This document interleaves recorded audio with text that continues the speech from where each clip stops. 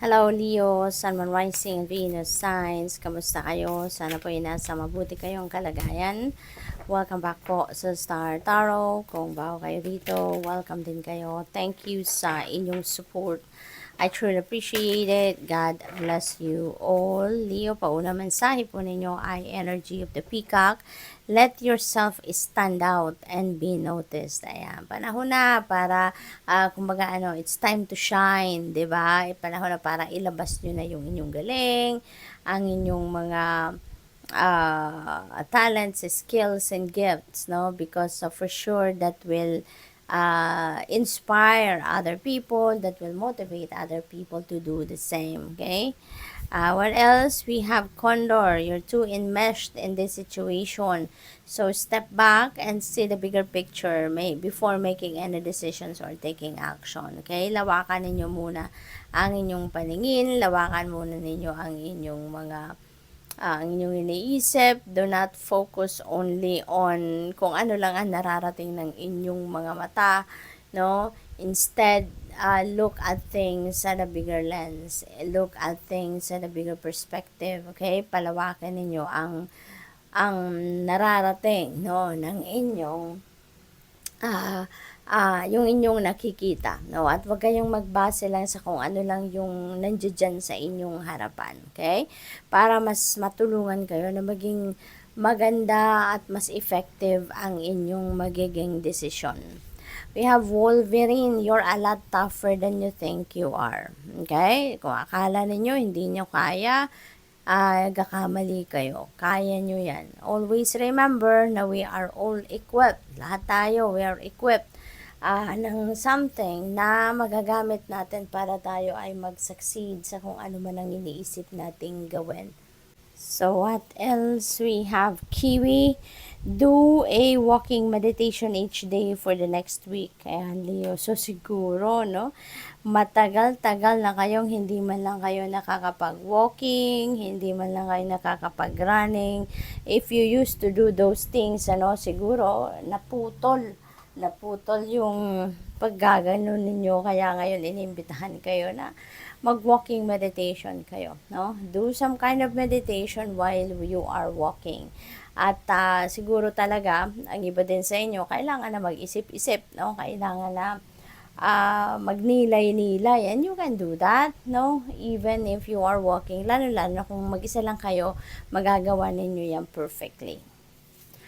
What else? We have Ladybug. Wow, this is a time of good fortune and abundance. So, be willing to receive all good things in your life. Ayan, magandang biyaya ito na maaring dumating sa inyo, Leo.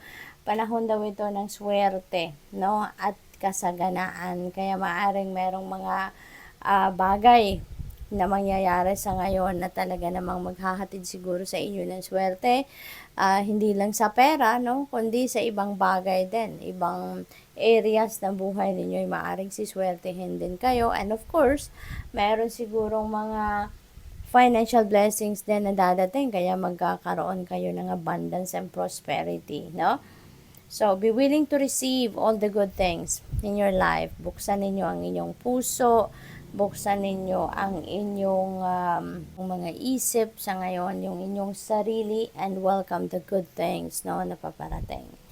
What else? We have Walrus. Remain vigilant about the current situation. Pay attention to signs and omens and let them dictate your choices. Okay? So, be vigilant daw kayo sa inyong current situation kasi meron kayong mga guidance, no, coming from the divine, coming from your spirit team. Kaya pay attention kayo sa mga signs and omens na pinapadala sa inyo kasi yun ang magagabay sa inyo, no, kung saan kayo dapat mapunta, ano ang dapat ninyong gawin, ano ang desisyon na kailangan ninyong gawin. Okay? We have Falcon.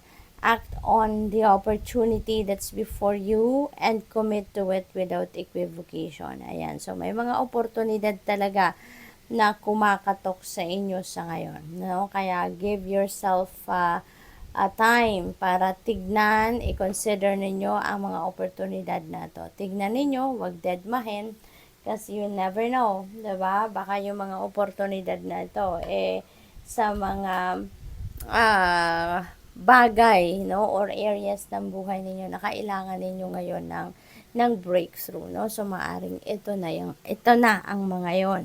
So what else? We have Goose, take time to rest and recuperate rather than continuing your striving, alright?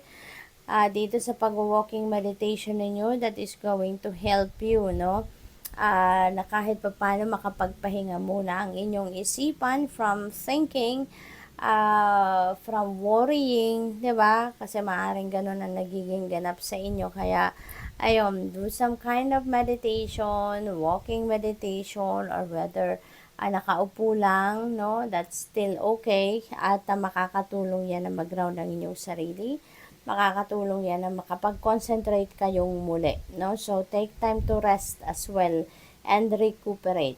Okay? Rather than go kayo, magpahinga naman muna kayo. Kailangan din ninyo ng pahinga. Kailangan din ninyo na makapag-replenish ng inyong lost energy para maging ready muli kayo 100%, no, para sa mga gagawin ninyo. So, good luck. Thank you for watching Love and Light. Namaste.